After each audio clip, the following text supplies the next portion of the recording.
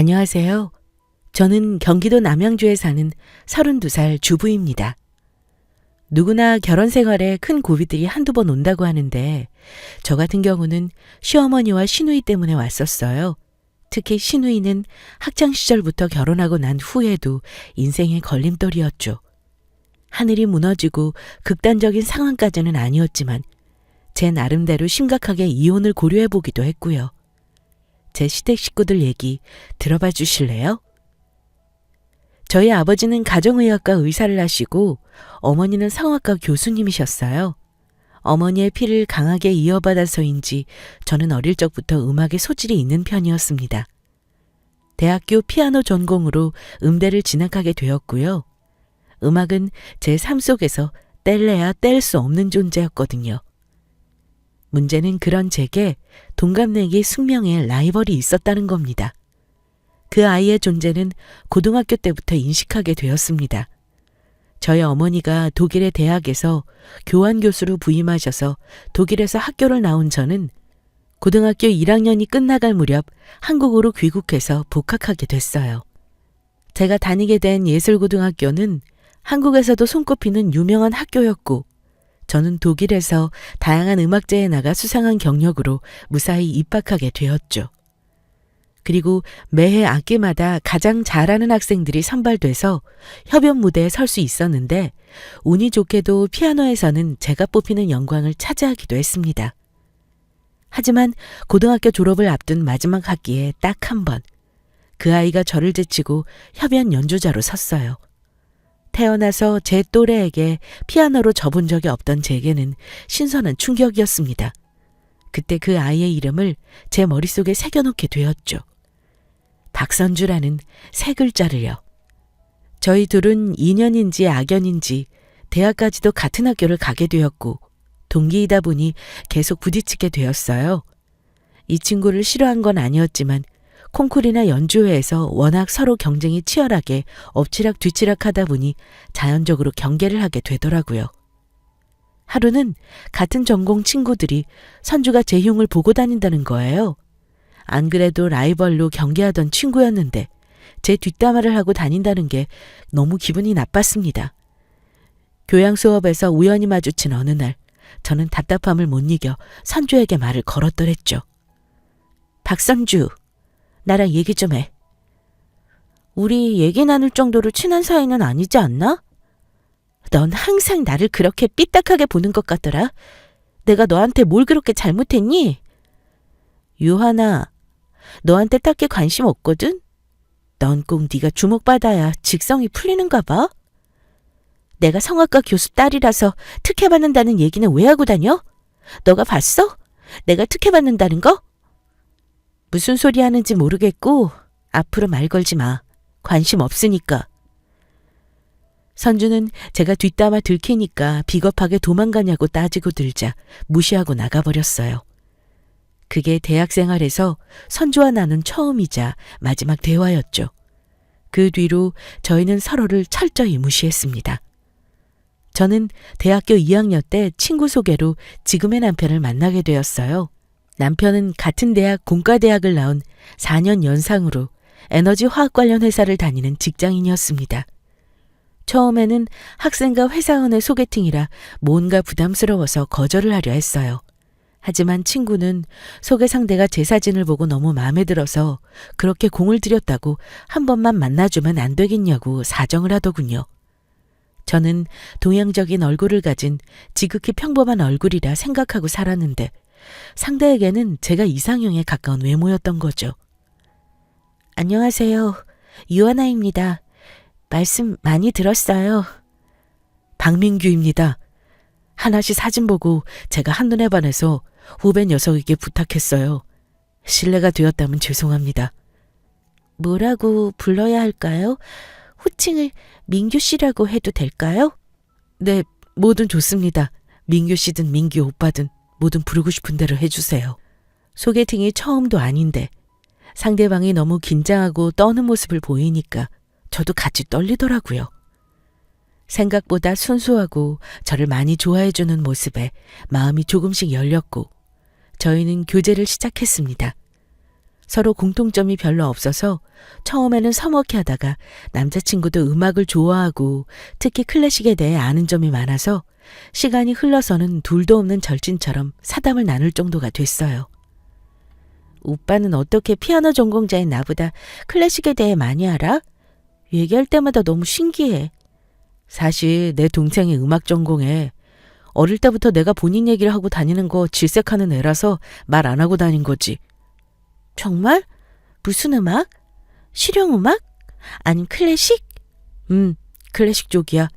그냥 그런 동생이 있나 보다 해줘. 우와, 신기해. 그래서 오빠가 그렇게 클래식 음악에 조예가 깊었구나. 난 엄마가 성악하셔서 뱃속에 있을 때부터 모태 음악인이거든? 나도 동생이 어릴 때부터 음악해서 많이 듣고 알게 된 건 맞아. 오빠 동생 만나보고 싶다. 다음에 소개시켜 줄 거지? 그럼 다음에 꼭 소개시켜 줄게. 기대해도 좋아. 사귄 지 1년 정도 됐을 때 남자친구가 지나가는 말로 자기 동생에 대해 얘기해 줬어요. 그때는 그런가 보다 하고 아무 생각이 없이 다음에 소개시켜 달라고 했었죠. 무슨 일이 벌어질지도 모르고 천하태평하게 말이에요. 대학 졸업을 앞두고 해외 유학을 고려하고 있을 시기였습니다. 남자친구와는 제 유학 문제로 때 아닌 언쟁이 생겨났고 헤어져야 할지 고민을 하고 있었죠. 하지만 운명의 장난 같게도 부모님과 독일 유학에 관해 본격적으로 의논하던 중 제 몸에 이상한 변화가 느껴졌습니다. 일일에 오차도 없는 정확한 생리 주기가 한 달이나 늦어진 거였어요. 처음엔 스트레스를 많이 받아서 그런 거 하고 넘겼다가 여자의 촉이 뭔가 다르다는 느낌을 받았습니다. 역시나 병원을 갔더니 임신 8주차라고 하는 거였어요. 좋아해야 하나 난감해야 하나 어느 한쪽을 선택할 수 없었습니다. 남자친구에게 임신이라고 말하면 안 그래도 해외에 가지 말고 결혼하자고 하는데 어떻게 나올지 빤히 눈에 보였고 부모님께 말씀드리면 하나밖에 없는 귀한 딸을 생각하며 난리가 날 것 같았어요. 아이는 피아니스트로서의 찬란한 미래를 생각하던 제게 환영할 수 없는 선물 같았죠. 그래도 차일피일을 미룰 수 없어서 남자친구에게 먼저 임신 소식을 알렸습니다. 하나야, 이건 기적이야. 내가 얼마나 신께 빌었는지 몰라. 너와 결혼하게 해달라고. 민규 오빠, 하지만 난 모르겠어. 내 인생에서 가장 예상 밖의 일이 터진 거라. 독일에 있는 학교랑 연주회 다 취소시켜야 하고 우리 부모님 충격에 알아놓으실 텐데. 하나야, 하늘에서 우리 천사를 보내준 거라고. 모르겠어? 우리는 이렇게 될 운명이었다는 걸. 제 예상과도 같게 남자친구는 당장 결혼 계획에 돌입했고 부모님은 충격에 한동안 기력을 찾지 못하셨어요. 23살 어린 나이에 첫 손주를 안겨드릴 줄은 꿈에도 모르셨으니까요. 배가 더 불러오면 결혼식도 힘들 거라는 생각에 양가에서는 급하게 상견례 날짜를 잡고 결혼을 준비했습니다. 진짜 경악할 만한 일은 상견례 당일에 일어났어요. 시어머니, 예비신랑, 시누이 이렇게 세 식구가 참석한다고 알고 있었는데 식사가 잡혀있던 한정식 집에서 라이벌인 선주를 본 거였죠. 그 옆에는 나란히 남자친구가 있었고요. 오빠, 선주 알아? 내 동생 박선주. 인사해. 서로 같은 전공이니까 아는 사이지? 진짜 놀랍지 않아? 너랑 성주가 대학 동기에 같은 전공이라니. 이런 인연이 있을 수 있나? 내가 오늘을 위해서 너희에게 비밀로 하고 있었지. 서프라이즈. 친구끼리 한 가족이 되는 걸 축하해. 남자친구는 너무 신이 나서 참을 수 없다는 듯이 기쁘게 말하는 반면 저와 예비 신우의 얼굴은 점점 무서울 정도로 가라앉고 있었습니다. 아가씨가 우리 며느리가 될 하나양인가? 어쩜 이렇게 참하게 생겼을까? 예비 시어머니가 우리 사이에 끼어들지 않았으면 흡사 장례식장과 같은 분위기는 영원히 깨지지 않았을 겁니다. 다른 가족들은 눈치가 없는 건지 저와 신우가 충격에 얼어서 기함하는 것도 모른 채 식사 시간 내내 화기애애한 분위기였습니다. 유학과 연주의 문제로도 결혼을 미루고 안 하고 싶은 마당에 산 넘어 산이라고 제 예비 신우가 그 박선주라니요. 친구들 말로는 저희 둘이 근처에 있으면 살얼음이 낄 정도로 싸늘해진다는 앙숙이자 라이벌인데요. 마음 같아서는 모든 걸 파토내고 싶은 심정이었습니다. 하지만 초반에 마음이 그랬다는 거지. 결국 임신 3개월 차에 눈 떠보니 제가 결혼식장에서 부케를 들고 서 있었습니다. 그렇게 눈 깜짝할 정도로 시간이 빠르게 지나가 버렸습니다. 부모님은 하나뿐인 딸이기에 혼수 예물부터 결혼식까지 모든 최고로 준비해주고 싶어 하셨습니다. 그리고 할 수만 있다면 남편을 대릴 사이로 만들고 싶어 하셨어요. 남편은 청약받은 아파트가 있기는 했는데 3년을 기다려야 해서 그때 동안 살 신혼집이 필요했거든요.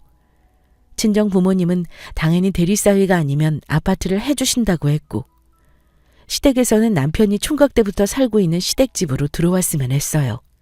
시어머니가 저에게 지극정성으로 잘해주시고 시댁에서 함께 살자 설득을 했지만 신우 생각이 나서 거절하고 있었더랬죠. 그런데 웬걸요. 신우가 독일로 유학을 간다는 거예요. 아마 이번에 나가면 언제 한국에 귀국할지 모른다고 했습니다. 태교에 안 좋을까봐 나쁜 마음 먹지 않으려 했지만 가끔 신우 얼굴을 보는데 올라오는 부글거림은 어쩔 수 없었거든요. 신우 유학 소식에 10년 묵은 채증이 내려가는 느낌이었어요. 한편으로 부럽기도 하고요. 남편 회사가 시댁 근처고 신우 문제도 해결돼서 친정 부모님에게는 청약아파트 해결될 때까지 시댁에서 지내겠다고 했어요. 처음에는 제가 불편할까봐 걱정하시던 부모님도 시어머니가 친딸처럼 아껴주시고 편하다고 하니 걱정을 한시름 놓으시더군요. 시댁에서 신혼생활을 하게 됐습니다. 시아버님이 돌아가시기 전에 사업을 하셨고 살림 형편이 나은 편은 아니었지만 평범한 집안이었습니다. 제가 친정에서처럼 하고 싶은 대로 다 하고 살 수는 없더라고요. 불편한 건 딱 거기까지였어요. 아가, 뭐가 먹고 싶니? 말만 하렴. 집안일은 할 필요도 없고 태교에만 집중하고 좋은 음식 먹고 좋은 것만 봐. 내가 다 해결해 줄 테니까 걱정하지 말고. 어머님, 이렇게 신경 써주셔서 감사해요. 그게 무슨 말이야. 난 널 친딸처럼 생각한단다. 그런 말 하지 않아도 돼. 임신 5개월째 아이를 위해 만반의 준비를 하고 주위의 축복을 받으며 행복하던 시기였습니다. 몸살이 나는 것처럼 몸이 안 좋으면서 아랫배가 아파왔죠. 임신 중에 이따금 아파서 병원에 물어보니 이상은 없고 아기가 뱃속에서 크고 자궁이 커지면 그럴 수 있다고 한 적이 있었기에 대수롭지 않게 여겼습니다. 그러다가 참을 수 없는 고통이 밀려왔고 급하게 병원에 실려가는 도중에 양수가 터지고 아이를 유산했습니다. 출산이나 진통에 대해 무지했고 괜찮을 거라고 참기만 한 게 화근이었죠. 뱃속에 있는 아이는 잘못됐지만 자연분만으로 낳아야 한다더군요. 아이를 잃었다는 현실을 받아들이기도 힘들었지만 유산과 출산을 동시에 해야 한다는 고통과 충격이 제게 너무 크게 다가왔습니다. 저는 한동안 말도 못할 정도의 상태였어요. 그걸 지켜보는 가족들은 눈물만 흘리고요. 친정어머니는 임신과 출산을 겪은 거나 마찬가지라서 유산 후 몸조리를 해야 한다고 한동안 저를 친정에 데리고 있으셨어요. 하나야, 지금은 비록 말도 못할 정도로 아픔이지만 시간이 지나면 3살 돋듯이 괜찮아질 거야. 네 옆에는 나랑 아빠도 있고 박서방도 있어. 아무것도 생각하지 말고 엄마 옆에서 푹 쉬자. 엄마, 우리에게 뱃속에 있을 때 너만 없었어도 내가 유학도 가고 연주회도 했을 텐데 원망한 거 들었나 봐. 그래서 이렇게 우리 곁을 떠났나 봐. 미안해서 어떡하지? 우리 아기 얼굴도 못 보고 떠나보내고 내가 마음을 못나게 먹어서 벌 받은 거 아닐까? 그렇게 생각하지 마. 못된 마음 아니야. 충분히 그런 생각할 수 있어. 지금은 너만 생각하고 우리 이겨내자. 엄마 손 꼭 잡아. 3개월 동안 남편을 저를 위해 출퇴근을 친정에서 해줬습니다.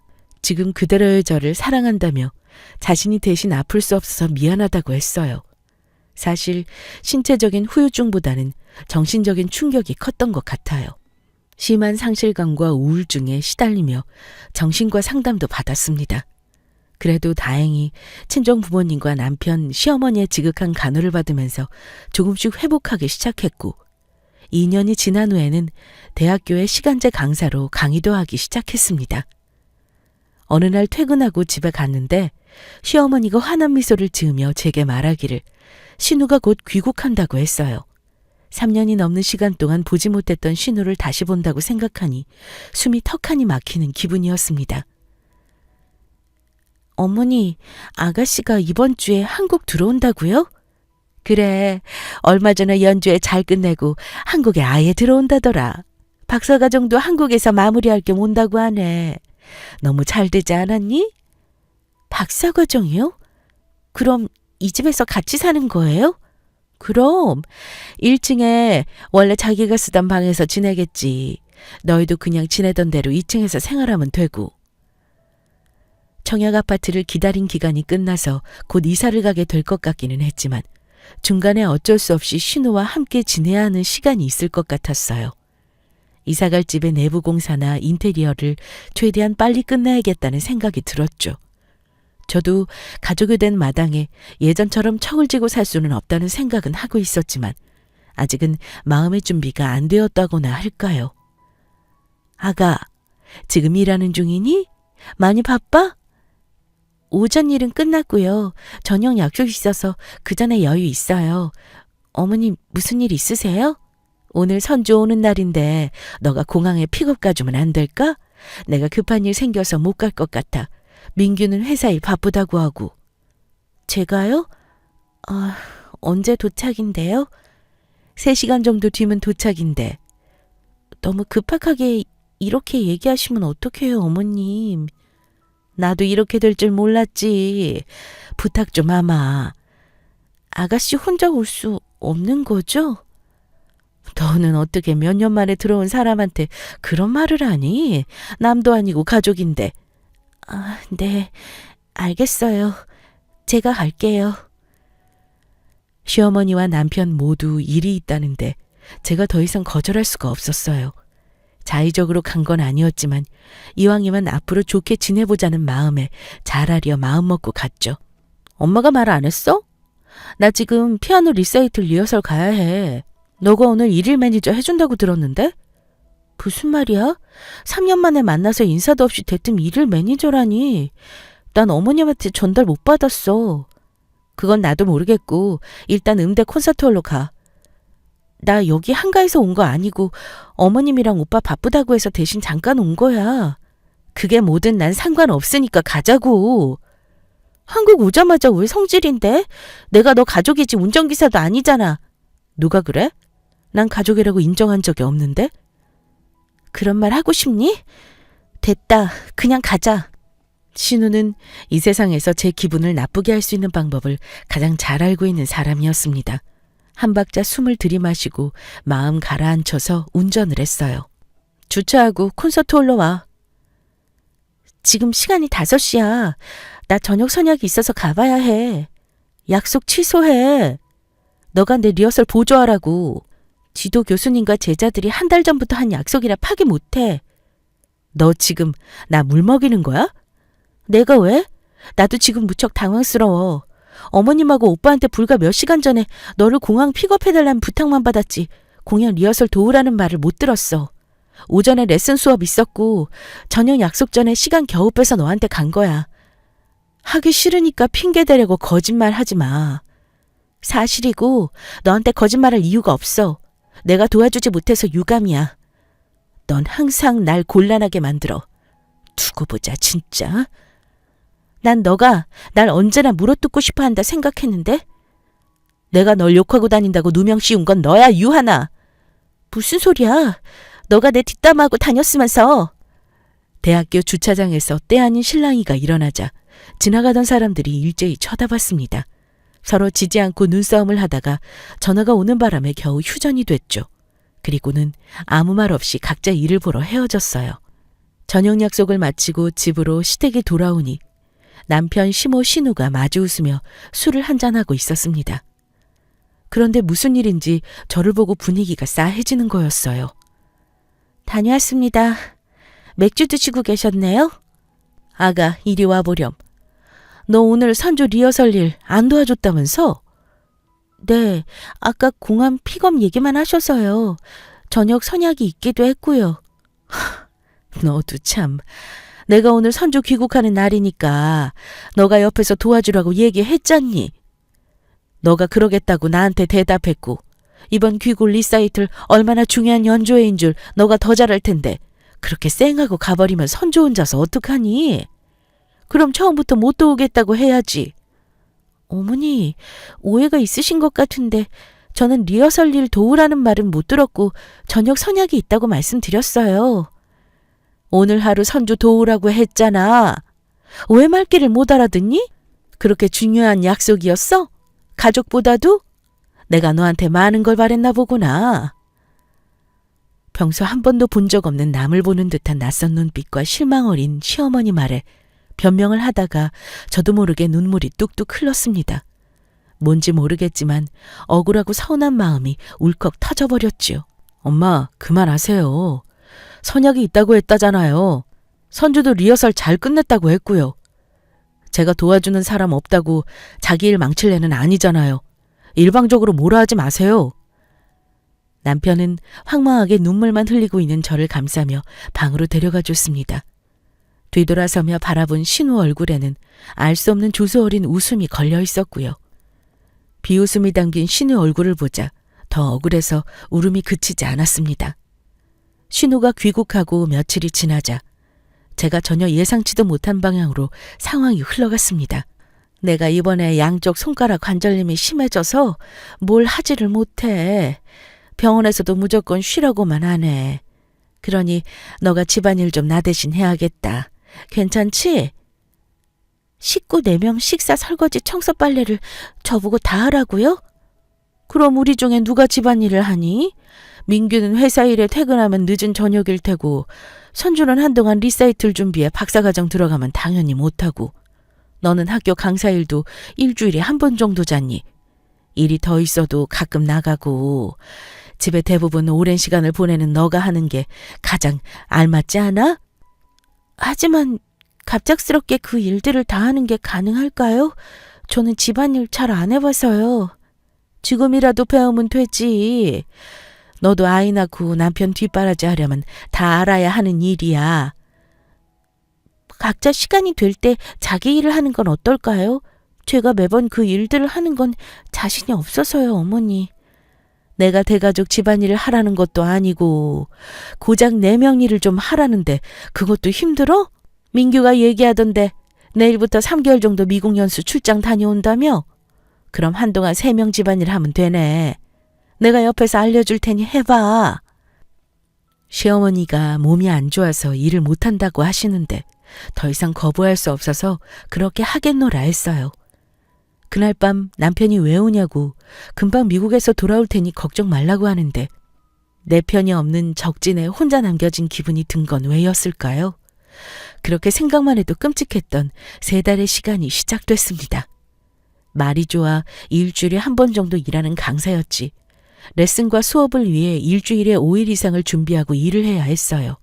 하지만 시어머니와 약속한 부분이 있어서 음식부터 빨래까지 집안일 배우기도 소홀히 할 수 없었습니다. 그중 가장 끔찍했던 일은 신우가 해야 할 일들을 대신해야 하는 거였는데 신우 방청소와 속옷 빨래도 그중 하나였습니다. 그리고 심지어 날이 갈수록 강도가 심해져서 어떤 날은 몸이 안 좋아서 반신욕을 해야 하니까 따뜻한 물을 받아서 베스 오일 넣고 아로마 향초를 켜달라고 했습니다. 완전 전담 하녀가 따로 없었죠. 시어머니는 마치 천사와 악마가 한 몸에 빙의된 사람처럼 보였어요. 신우가 귀국하기 전 유산의 아픔으로 괴로워하던 저를 누구보다 이해해주고 감싸줬던 사람이 신우가 한국에 돌아오자마자 못된 새엄마처럼 온갖 잡일을 부려먹고 신우 편만 들어서 저를 일방적으로 혼내기 시작하더군요. 두 얼굴을 지닌 것처럼 돌변하는 시어머니를 보면서 상실감과 함께 서러움이 저를 가득 채웠습니다. 미국에서 연수를 받는 남편에게 전화가 올 때면 신우와 시모가 저를 파출부처럼 부려먹는다고 일러바치고 싶었어요. 하지만 남편이 두 모녀를 얼마나 사랑하고 아끼는지 알고 있었기에 도저히 뒷담화를 하는 것처럼 말을 터놓을 수는 없더라고요. 몇 달간 시누이를 도와주며 갖은 수모에 자존심이 상해서 매일 밤 울면서 참고 있었는데 얼마 후 한계가 와서 폭발해버리는 일이 벌어졌습니다. 저도 밖에서 일을 하기는 마찬가지인데 시모가 시누 아닌 저에게만 집안일을 시키자 억울함이 한껏 올라왔었나 봅니다. 안 그래도 저를 하녀처럼 부리는 시누도 짜증이 났는데 자기가 아끼는 실크 드레스라며 미온수에 손빨래를 하라고 하더군요. 제가 아끼는 옷도 손빨래를 한 적이 없는데 말이죠. 머리 뒷골이 땡기며 언제까지 저를 부려먹을지 상상도 가지 않았어요. 순간 저도 이렇게 당할 수만은 없다 생각이 들어 차가운 물에 실크 옷을 넣고 양껏 비벼 빨았습니다. 그랬더니 보랏빛의 실크가 탈색이 되고 광택이 사라졌어요. 저는 보란 듯이 세탁을 한 실크 드레스를 쉬누방에 던져놓고 외출을 나왔습니다. 일부러 전화를 무음으로 해두고 쇼핑도 하고 여유로운 시간을 보낸 뒤 집으로 들어갔죠. 아니나 다를까 쉬누는 지옥의 사자처럼 화를 내고 흥분하면서 콧김을 뿜어내며 제게 덤볐어요. 내 실크 드레스 빨아넣으라고 했더니 이런 넝맛 조각으로 만들어놔? 너 이거 나에 대한 도전장이지? 그래. 내가 너 하냐도 아니고 속옷 빨래 이제는 손빨래까지 시키니? 우리 나이 곧 30대인데 부끄럽지도 않아? 한국의 차세대 아티스트는 개뿔. 너 극찬하는 언론들은 이런 민낯을 상상이라도 할까? 요즘 유치원 다니는 아이들도 자기 일은 스스로 하자라는 말을 알아. 너 도저히 안 되겠다. 시집살이 한 번 없이 결혼하고 몇 년 살았더니 배는 게 없나 보네? 신우는 그 길로 시어머니를 찾아가 저와 있었던 손빨래 사건을 일러바쳤나 보더군요. 바로 두 모녀가 신문하는 형사처럼 제 방에 찾아와 난리를 쳤습니다. 그 실크 드레스는 명품 브랜드에서 콩쿨 우승한 선주한테만 주는 선물이었어. 너는 언니라는 사람이 신우의 우승을 축하해주지는 못할 망정 옷을 망가뜨려? 어떻게 신부가 그렇게 고약하니? 들어보니 고등학교 때부터 선주 괴롭히고 우승도 뺏고 했다면서? 세아가, 나는 너가 그런 아이인 줄 알았다면 처음부터 결혼 허락하지도 않았을 거야. 그렇게 우리 선주한테 질투가 나니? 너가 하고 싶었던 유학도 다녀오고 유명한 콩쿨에서 우승을도 해서 질투하는 거야? 어머니, 아무리 그래도 당사자를 앞에 두고 그런 말을 하세요. 어떡해요? 내가 틀린 말 했어? 너는 유학 안 다녀와도 운 좋게 학교에서 애들 가르치잖아. 너희 부모님께 고마워해야 할 일 아니니? 너 시집와서 집안일 한 번 안 시키고 시집살이 시켜본 적도 없다. 나 같으면 고마워서라도 시댁 식구들한테 잘할 것 같은데 너는 어쩜 그러니? 오늘도 내가 흰쌀밥보다 건강에 좋은 잡곡밥 먹자고 불려놓으라고 했는데 안 해놨더라. 시애미 말이 웃음니? 요새 선주 몸 관리한다고 건강식단으로 바꾸자고 몇 번을 말해야 하니? 이제는 신우 옷까지 망쳐놓고 도대체 친정에서 뭘 배워온 거야? 저는 여태 어머니가 친딸처럼 잘해주시고 애정을 주셨기 때문에 집안일도 하고 선주일도 아무 불평 안 하고 있어요.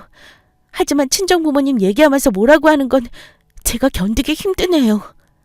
아가, 네 신우는 아직 공부할 게 더 남아있어. 며느리인 너에게 집안일을 맡기는 게 어디가 잘못된 일인 거니? 시집 오면 남들은 다 하고 사는 일이야. 하나부터 10까지 제 잘잘못을 따지는 시어머니 옆에서 신우는 의기양양한 웃음을 지으며 고소해 했어요.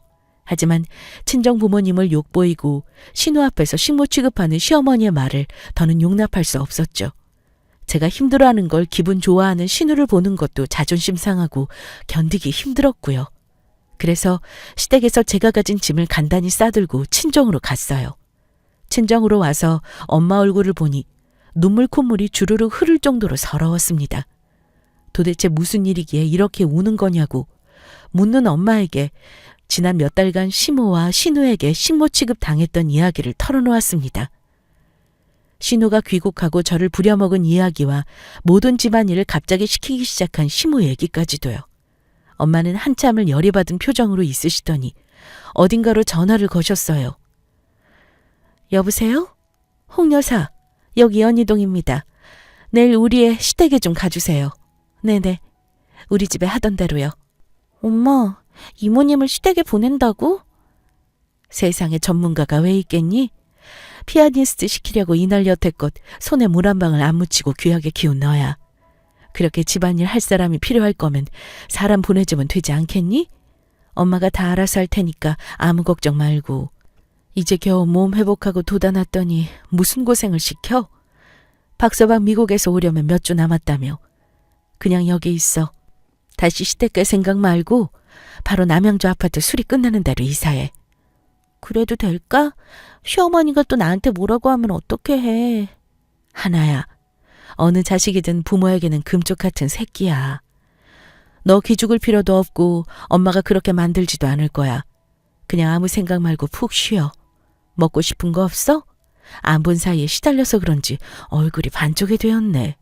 걱정 끼쳐드릴까봐 불어 친정을 안 찾아왔던 건데 든든한 지원군이자 제 편인 부모님 품에 오니 그렇게 행복하고 편할 수가 없었어요.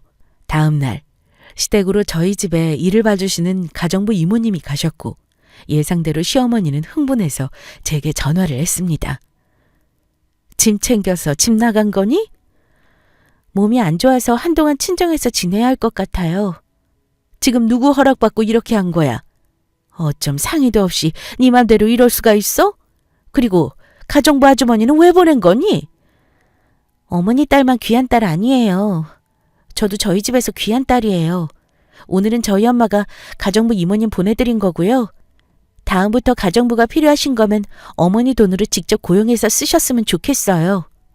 너 어디서 배워먹은 행동이야? 당장 집으로 안 와? 아니요. 어머니가 계속 이런 식으로 나오시면 전 절대 시댁 안 갈 생각이에요. 뭐라고? 너 이렇게까지 막무가내인 줄 몰랐다. 시애미한테 그게 할 말이니? 저는 더 이상 할 말이 없을 것 같아 전화를 끊었습니다. 제가 일방적으로 전화를 끊고 받지도 않자 시어머니는 화가 머리끝까지 났는지 다음날 일찍 친정으로 직접 찾아왔어요. 사돈 오셨어요? 말씀드릴 게 있었는데 마침 찾아오시니 잘 됐네요. 하나가 건강이 많이 안 좋은 것 같아서 한동안 제가 데리고 있으려고요. 시댁에서 매일 집안일에 신우 뒷바라지 했다던데 안 그래도 신경 안정제도 먹는 애가 무슨 수로 그런 일까지 하면서 버틸 수 있었을까 싶네요. 사부인, 무슨 그런 섭섭한 말씀을 하세요. 집안일을 시키다니요. 제가 관절염이 심해져서 대신 일 좀 부탁한 건데요. 신우 목욕시중 들고 연주회 보조 빨래 청소 식당 관리 등 매니저도 이런 매니저가 없던데요. 사돈, 하나한테 선주 질투하냐고 하셨다고요? 제가 선주 이 자리 부를까요? 따님한테 얘기 다 해요? 아니, 약속하셨잖아요. 어떻게 그런 말씀을 하세요? 제발 그건 안 됩니다. 먼저 약속 깬 건 사돈입니다. 하나를 며느리가 아닌 친딸로 여기며 평생 아껴주신다 하셨습니다. 제 딸을 당신 딸을 위한 들러리를 세우는 건 아니지요. 제가 여태 어떤 마음으로 사돈처녀 뒷바라지를 했는데요. 은혜를 입었다고 하시면서 몇 년 지나고 딸이 잘 나가니까 보이는 게 없나 봐요. 사돈, 들러리라니요. 당치도 않으세요. 약속에 신의가 없으시고 언행의 앞뒤가 다르시니 제가 앞으로 어떻게 나올지 두고 보시죠. 하나와 박서방은 이혼시킬 예정입니다. 안 그래도 부족하게 살 이유 없고 넘치게 해줘도 부족한 하나뿐인 자식인데 본인이 남편과 시댁 식구들을 사랑해서 굳이 고생을 마다하지 않는다는데 본인 선택 존중했습니다. 하지만 제 딸을 식모 취급하고 업신여김하시면 그쪽 딸도 업신여김을 당하셔야죠. 엄마와 시어머니는 제가 모르는 약속을 하신 듯 했습니다. 신우인 선주의 유학과 음악 활동에 도움을 주신 듯 보였죠. 시어머니는 제 앞에서 화를 내고 큰 소리를 지르던 모습이던 반면 엄마 앞에서는 무릎이 땅이라도 닿을 듯한 모습으로 비굴하고 저자세였습니다. 아가, 너가 말해보렴. 이혼이라니. 말도 안 된다. 아니지? 예전 같았으면 말도 안 된다고 생각했겠지만 지금은 솔직히 모르겠어요. 이혼에 대해 생각은 해보려고요. 특히 어머님이 저랑 있을 때랑 다른 사람과 있을 때 다르시고 신우 뒷바라지 시키시니까 진지하게 고민해볼 예정이에요. 왜 자꾸 오해할 만한 말을 만드니? 시집살이라니. 웃긴다 너. 사돈, 제 딸한테 위협되는 말들은 삼가세요. 언성이 높아지시네요. 제 딸 앞에서 딱 말할게요. 엄마가 너희 시어머니와 약속했다. 너희 신우 유학이랑 활동 지원 자금 해주는 대신 너한테 잘해주기로. 엄마가 선주를 도와주신다고요? 왜요? 너희 시어머니가 너희 결혼하자마자 날 찾아와서 선주 독일 유학 가려 준비 중인데 돈도 부족하고 그쪽 학교에서 받아주지 않는다고 도와달라고 하더라. 내가 근무하던 학교기도 했고. 사부인, 비밀로 해주시기로 했잖아요. 며느라기가 다 알겠다는 건 좀... 선주에게 얘기 말라 했지 제 딸에게 얘기하지 말라는 말 없었어요. 선주가 알면 자존심 상해서 유학이고 뭐고 취소하고 피아노 그만둘까 봐 그런다 했죠. 제가 사돈도 가족이라고 그렇게 따님 도와드렸는데 제 딸한테 시집살이? 신우를 질투해요? 누가 누구를 질투하는데. 사돈이 알고 보면 열등감 있는 거 아닙니까? 언젠가 모두가 다 알게 될 일인데 뒤에서 저 몰래 제 딸에게 감히 그렇게 대해요? 하나아빠 알면 난리 날 일입니다. 가만히 있을 사람도 아니고. 엄마, 이미 일어난 일이고 지난 일이에요. 참아요. 저는 따님 지원 앞으로 안 하겠습니다. 콩쿨 우승도 하고 연주회가 몇 개 잡혀 있다지요. 알아서 잘하시면 되겠네요. 하나 넌 이혼 생각 진지하게 고려해봐. 네. 오빠 한국 들어오면 얘기해 볼게요. 사돈, 죄송해요. 제가 생각이 짧았어요. 취혼은 안 하시겠다니요. 다시 생각해 주세요. 그리고 이혼도 다시 생각해 주시는 게. 앞으로 이런 일로 얼굴 보는 일 없었으면 합니다. 돌아가 주세요. 멀리 안 나가겠습니다. 엄마는 애원하는 시어머니를 냉정하게 보내버리셨어요. 선주 공부와 활동을 저희 부모님이 지원해 주셨다니 놀랄 일이었지만 그동안 제게 했던 일들을 생각하면 더 이상 엮이지 않았으면 하는 마음이 생기더군요. 3주가 지났을까 남편이 한국에 돌아와 친정에 왔습니다. 저는 시어머니 신우와 여태 있었던 일들을 남편에게 결국 털어놓았습니다. 그리고 친정엄마가 이혼에 대해 시어머니에게 말씀을 드렸고 나도 생각해보고 있다고 했어요. 남편은 마른 하늘에 날벼락을 맞은 것처럼 당황했죠. 하나야, 나는 그런 일이 있었는지도 몰랐어. 왜 여태껏 나한테 얘기 안 했어? 전화라도 하지. 그렇게 심하게 구는 줄 몰랐어. 어떻게 그런 일을... 당신 자존심 상하게 하고 고생시켜서 미안해. 내가 그 둘을 대신해서 사과할게. 그래도 이혼은 안 돼. 내가 누구보다 당신 사랑하는 거 알잖아. 한 달 뒤면 청약 아파트 수리나 인테리어도 끝나고 남양주 가서 둘이 잘 살자. 당신 마음 풀릴 때까지 엄마랑 선주 보지도 말고. 부탁이야. 용서해줘. 나한테 시집살이 시키는 건 나랑 어머님 문제고 오빠한테는 엄마인데 어떻게 어머님 뒷담화를 해. 이간질 시키는 것도 아니고. 선주 일도 너무 모욕적일 때도 많았고 힘들어서 두 사람 보는 게 많이 힘들 것 같아. 제가 울면서 힘들었다고 말하니 남편은 마음이 너무 아프다고 중간에서 자신이 잘하겠다고 말하며 저와 함께 울었습니다. 친정 부모님도 저와 함께 오는 남편을 보며 더 이상 이혼하라고 말씀하시지는 않았어요. 한 달 뒤 남편과 저는 새로 분양받은 아파트가 있는 경기도 남양주로 이사했습니다. 확실히 시댁에서 나와 시어머니랑 시누이에게 시달리지 않으니 복용하던 신경안정제를 안 먹어도 될 정도로 호전되었습니다.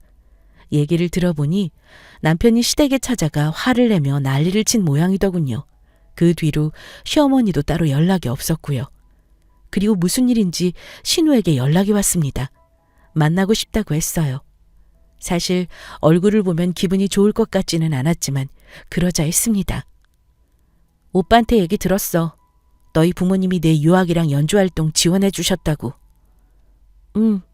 나도 몰랐던 일이야. 얼마 전에 알았어.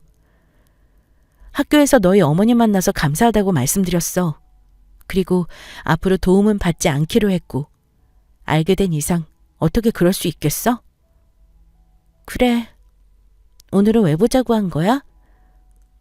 그냥 너한테 사과도 하고 이것저것. 난 초중고 늘 학교나 콩쿨에서 1등이었어. 하지만 독일에서 왔다는 네가 나타나고 난 밀려났고 내가 늘 1등이라고 생각했는데 더 이상 내 자리가 아니더라고. 그리고 진짜 난 널 모함하고 다닌 적 없어. 그건 진실해. 그랬구나. 난 주변 애들이 너가 백 믿고 잘난 체하는 공주라고 말하고 다닌다고 하길래 그런 줄 알았어. 아니었구나. 오해해서 미안해. 그런데 하나 물어볼게. 내가 결혼하고 왜 그렇게 날 부려먹고 괴롭혔어? 고의로 그런 건 아니야.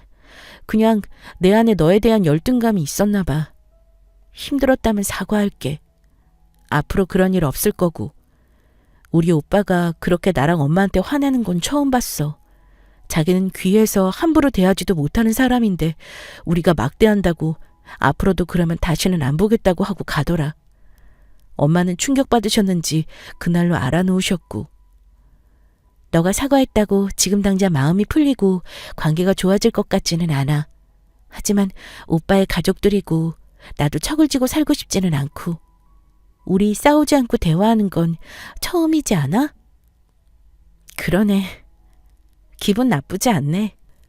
새로운 곳으로 이사를 하고 새 출발을 하는 마음으로 편안하게 살았더니 저희 부부에게 아이가 생겼습니다. 온 집안의 경사였지만 저는 유산의 기억 때문에 아이를 가진 내내 불안함을 가졌어요. 하지만 다행히 딸은 건강하게 태어나줬습니다. 태어나고 가족들의 사랑을 듬뿍 받고 자라서인지 잔병 치레 없이 돌을 맞이했죠.